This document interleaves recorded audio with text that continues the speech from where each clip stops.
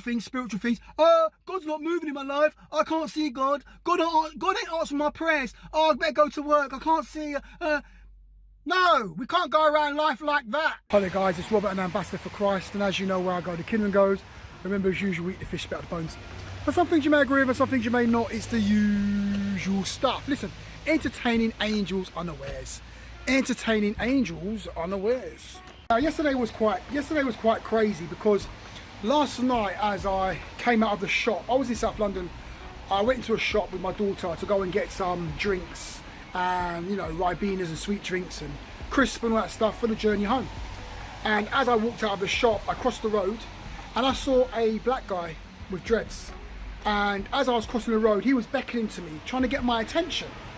Now, in my mind, I thought, oh, it's a homeless guy looking for some money, and I've got no time for that. So I just said, no, no, no, no, no. And I just walked off. And it's a bad attitude, because you shouldn't treat people in need that way. But sometimes we get a little bit, oh, I can't be bothered, I want to go. And I kind of like brushed him off and ignored this guy who was asking, you know, beckoning for me to go over to him. Now, the interesting thing is that I was only parked about 5 or 10 meters away from this guy, just round a small little corner. And as I walked to the car, God said, I heard the Spirit. I heard God say to me clearly, he said, Robert, why are you being so mean? You don't have to be like that. And I heard God say that to me. I'm like, you're right, Lord, you're right. So before I got in the car, I just opened my wallet.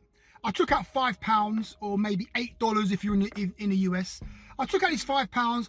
I walked back around the corner to find this guy. The guy wasn't there.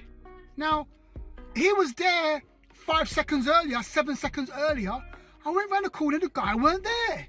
I walked down the road looking in the shops. I could not find this guy. He disappeared. He disappeared. Entertaining angels unawares. Now, he could have been an angel, and I just dissed an angel. And this guy could have been an angel in human form to give me a message from the Lord.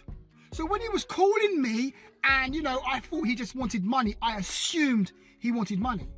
He could have been there saying, thus saith the Lord, blah, blah, blah, blah, blah. But I dismissed the man and walked off.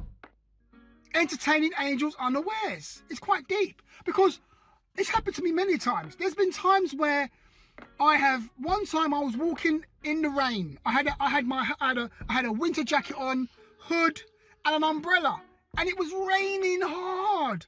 I was walking down the beach. It was like about 1 o'clock in the morning, and I saw a man walking towards me, and he didn't have an umbrella, and he was drenched with water. And as he walked near me, because we was crossing paths, I said, here you go, mate, take my umbrella. And he said, he goes, what are you going to have? I said, don't worry, have the umbrella. And he continued to walk, and he said, thank you, and he walked past me. I turned around, the man was gone. The man disappeared, and he had my umbrella, and it disappeared. Entertaining angels unawares. Now, what does that mean? I don't know what it means. I really don't. But I'm just trying to say to you, woo, pay attention. So when we see people in need on the streets, someone comes up to us and asks us a question, I don't know, don't be so dismissive. I'm learning myself, because I'm only human. I have many people asking for money, and they want to buy alcohol and drugs. So because I have so many people asking these things throughout the week, you know, every other day when you're out, you know, oh, I don't want to talk to you, and you can get that kind of attitude, all right? But the thing is, we shouldn't be that way. We need to be, we shouldn't be mean. Let's not be mean, because we don't know, because we could be entertaining angels unawares. Now, I know for a fact that has happened to you. I know for a fact that you've entertained angels unawares, and you've either entertained them or you've dissed them and disrespected that angel, and you've just walked off. And that angel was there, sent there for you to help that angel. And then that angel's going to give you a message from God. Or maybe not help. I don't say like the angel's needy, or the angel, you know, is in some sort of help. No, I'm talking about the opportunity. The opportunity for you to help the angel, okay? That's just standing there. Why? Because when you go to help that angel, the angel will say to you, thus saith the Lord. He didn't want help, obviously, but I'm speaking about the opportunity, all right? Because angels are from a spiritual dimension, obviously. So what I'm trying to say is that let's not dismiss people. Let's be aware. We got to become more spiritually aware and look at we got to see physical situations with a spiritual eye. Shende kishe. Hey! Interpretation. Okay? We need to see these spiritual, we need to have a spiritual eye. So something's happening in the physical, but we have to interpretate it with a spiritual eye. All right, it's a revelation, because too many saints are just blind to the spiritual. You're in the earth realm and you're blind to the spirit. Here's me in the physical realm, going to work and doing my workly stuff. Spiritual things. God's not moving in my life. I can't see God. God ain't answering my prayers. Oh, I better go to work. I can't see. No, we can't go around life like that. We go to work. We live our day-to-day life with our spiritual eyes open. Something goes crazy at work. What's the Spirit saying? Something goes on in your life. What's the Spirit saying? An opportunity pops up in your life. What's the Spirit saying?